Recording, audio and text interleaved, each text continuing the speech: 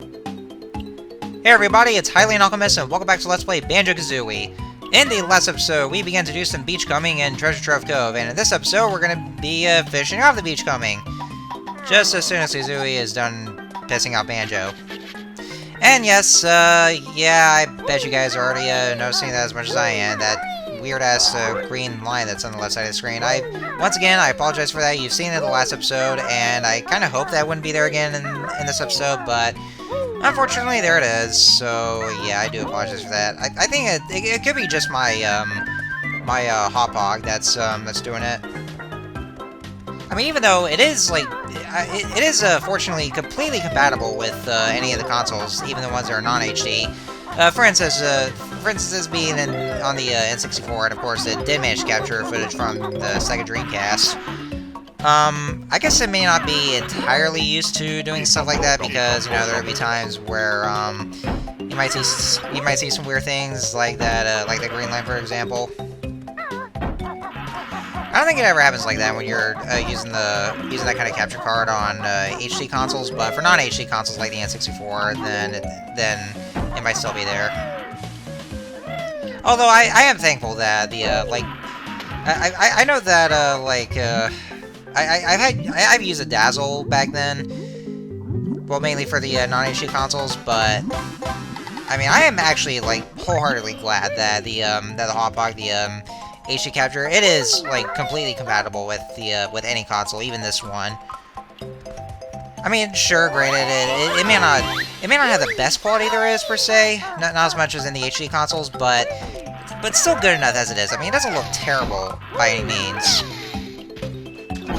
But overall, though, I was actually kind of afraid that I might have to go back to the Dazzle, but I'm glad I don't have to. I mean, I didn't figure it out at first, but I'm glad I actually managed to work this out.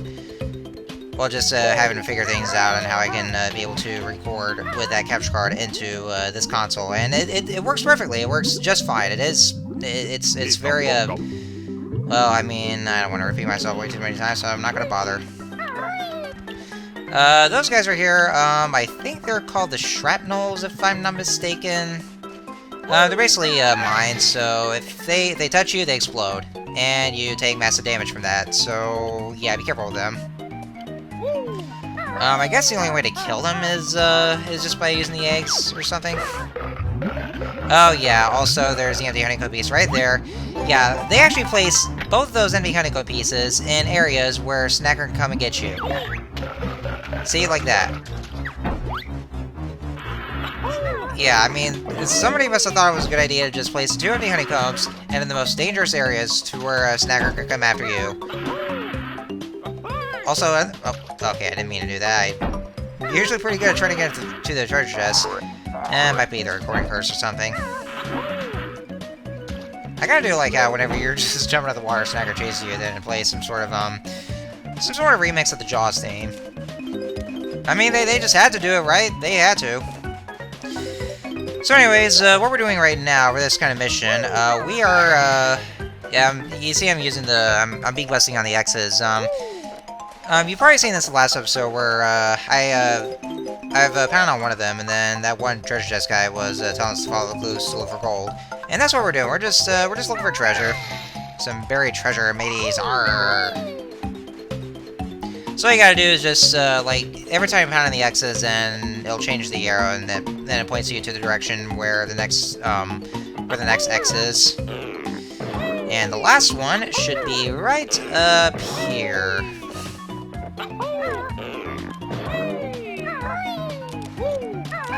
Yeah, it sounds like these whenever I'm using the moves for jumping higher. Then sometimes I get the feeling that I'm not ever gonna make it, but now thankfully you actually do make it up here. I was kind of worried mainly because of Banjo's weight. No, I am not calling Banjo fat. All right, so we got the last one, and well, actually the last one is right here. I like how he's saying that we'll never find him, even though very conveniently so, and ironically enough, the last one's right there. There he is. Yeah, spoke too soon there, dude. You spoke too soon. Anyways, yeah, I actually commented on this in the last episode, like about when I was saying stuff about Banjo's weight. I've actually, I've seen images of this in Super Smash Bros. Ultimate. Banjo looks seriously fucking buff. I mean, like, I actually saw a comparison video at one point where there's one of, Banjo's, old artworks where he looked a little slim, but in Super Smash Bros. Ultimate, like, if you have him, facing forward, you just see the look of him. He looks so goddamn buff. Like, wow, has he been working out for the amount of times he's been absent between, that game and Banjo-Kazooie Nuts and Bolts? That golden treasure was for me. Now harder still the game will be. Yeah, well... I mean, if it was for you, well, couldn't that be for all the other jiggies here? You know what? This is also something I've never mentioned. I've never mentioned this at all. Where, you know how Grunty was desperate for, to steal Tootie's beauty, which is the reason why that she kidnapped her, so that way she can be able to steal those looks and absorb it into herself, and therefore, well, you already saw in the Game Over cutscene, much to everyone's joy. One thing that's kind of funny, though, that this only applies to either if you quit the game, or if you lose all your lives. Now, I mean, after the cutscene where Klungo starts to activate the machines, and then we get right back to the gameplay, you would think that that Grunty would just go through with it anyway. Well, she still doesn't do that. And, oh.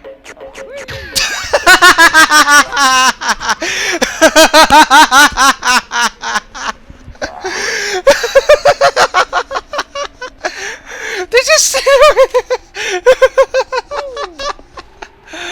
Did you just see that right there? He just stood right in place and here's a dervis.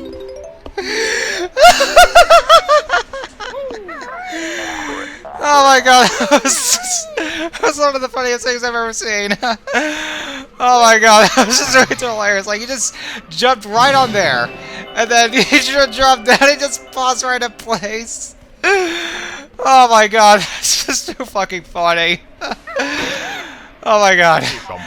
Anyway, so yeah, those guys, whenever you take damage from them, your items will fall out and they will try to eat your items.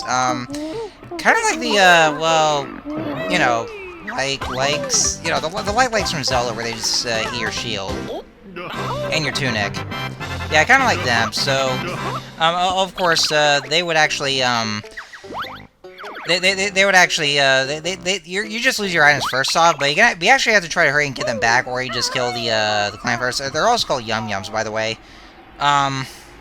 So kill them, or just hurry and get your items back, because they can actually eat those items, so you want to be careful of that as well. So, anyway, so I was actually gonna say about anyway, so after that cutscene, after you enter the lair, then you would think that Grunty would just go ahead and go through with stealing Tootie's beauty and just and absorbing that into herself.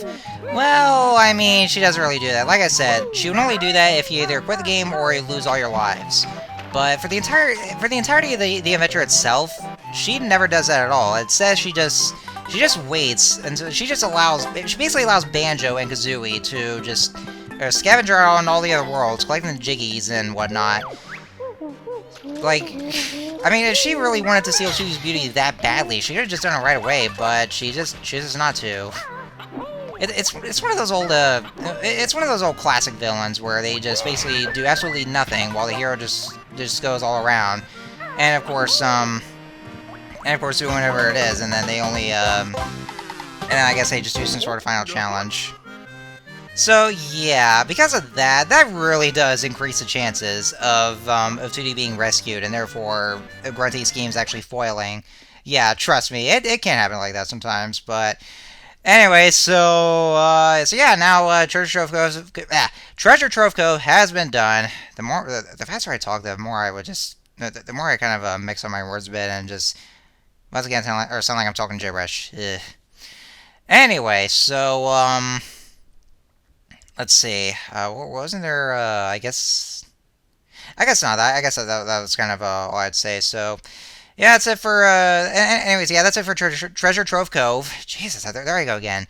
So, anyway, next on Let's Play Banjo-Kazooie, we are going to find the picture to our next world, and we'll see what awaits us there. And this one, well, wouldn't be a bit... It's kind of interesting in a way, because it contains a certain character that kind of shat a lot of the 7-year-old's pants, but we'll see what it is later. We'll see what it is, so... Until next time, see you guys later.